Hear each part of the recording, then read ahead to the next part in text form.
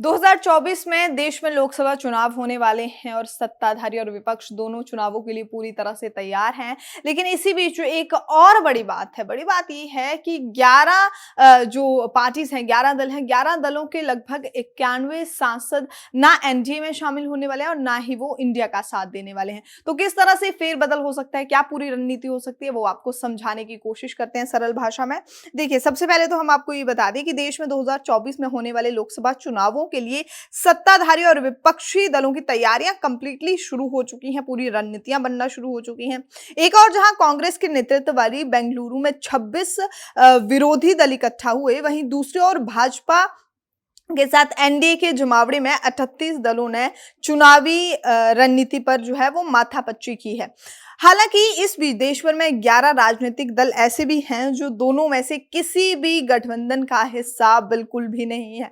हालिया सियासी घटनाक्रमों के बाद 65 पार्टियां या तो भाजपा या फिर कांग्रेस के नेतृत्व वाली गठबंधन में शामिल हो गई हैं। और वहीं ये भी आपको बता दें कि संसद में कुल 91 सांसद और कम से कम 11 पार्टियां हैं जिन्होंने अगले साल होने वाले आम चुनावों में फिलहाल न्यूट्रल रहने का ऑप्शन चुना है। यही विकल्प उनके द्वारा चुना गया है। अब आपको ये बता दें कि 3 बड़े जो तटस्थ थे वो दल वाईएसआर कांग्रेस, बीआरएस, बीजेडी क्रम और आंध्र प्रदेश, तेलंगाना और ओडिशा जैसे बड़े राज्यों में सरकारें हैं। तीनों दल कुल मिलाकर 63 सदस्यों को लोकसभा में भेजते हैं। ये ऐसे राज्य हैं जहां अभी कांग्रेस या अन्य विपक्षी दल मजबूत स्थिति में बिल्कुल भी नहीं है। कांग्रेस और 25 अन्य विपक्षी दलों ने बुधवार को भारतीय जनता पार्टी के नेतृत्व वाली एनडीए से मुकाबला करने के लिए इंडिया का गठबंधन किया। उसकी शुरुआत की। एनडीए में 38 पार्टी हैं।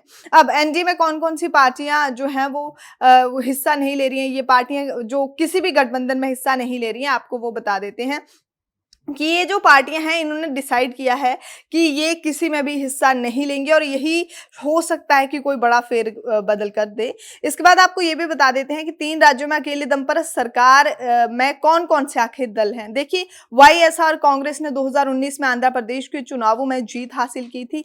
वहीं बीजू जनता दल 2000 के ओडिशा पर शासन कर रही थी। इतना ही नहीं, बीजेड ने संसद में कई बार भाजपा के नेतृत्व वाली सरकार के पक्ष में मतदान किया है और अहम बिलों के पास करने की मदद भी की है। हालांकि पिछले दिनों बीजेड सुप्रीमो और ओडिशा के मुख्यमंत्री नवीन पटनायक ने केंद्रीय योजनाओं में राज्य को पर्याप्त समर्थन नहीं देने के लिए भारतीय जनता पार्टी की आलोचना की। इसके साथ ही उन्होंने पार्टी सांसदों से गुरुवार से शुरू हो रहे संसद के मॉनसून सत्र में इस मुद्दे को जोर शोर से उठाने के लिए भी कहा है। इतना नहीं, वीआरएस 2014 में आंध्र प्रदेश से अलग होने के बाद से तेलंगाना पर शासन कर रही है और इसने इस साल की शुरुआत में विपक्षी गठबंधन की संभावना तलाशने के लिए प्रयास किए, लेकिन वो नवगठित गठबंधन का हिस्सा नहीं है। अब आपको ये बता देते हैं कि मायावती के नेतृत्व वाली बहुजन समाज पार्टी भी विपक्ष गठबंधन से बाहर है। उत्तर प्रदेश में 4 बार शासन करने वाली बसपा के लोकसभा में 9 सदस्य हैं। पार्टी ने घोषणा की है कि वो अगले साल लोकसभा चुनावों में मध्य प्रदेश, राजस्थान, छत्तीसगढ़ और तेलंगाना में विधानसभा चुनाव अकेले ही लड़ेगी। मायावती ने बुधवार को विपक्षी गठबंधन को एक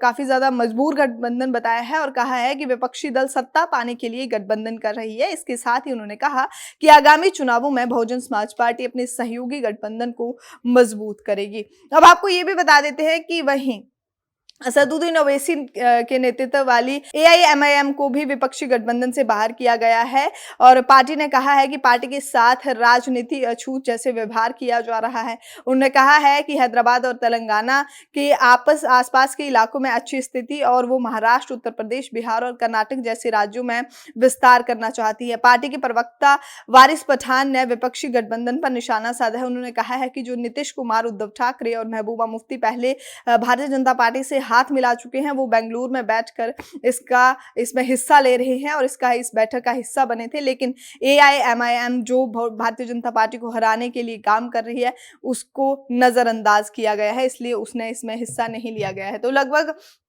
91 ऐसे सांसद हैं जो ना ही एनडीए के साथ हैं, जो ना ही इंडिया के साथ हैं और हो सकता है कि आने वाले लोकसभा चुनावों में ये कोई बड़ा फेरबदल कर सकते हैं। चलिए फिलहाल इस वीडियो में इतना ही। अभी के लिए इजाजत दीजिए। चैनल को जरूर सब्सक्राइब करें, वीडियो को लाइक किए बिना बिल्कुल ना जाएं। इंडिया समाचार 27 देख रहे थे आप।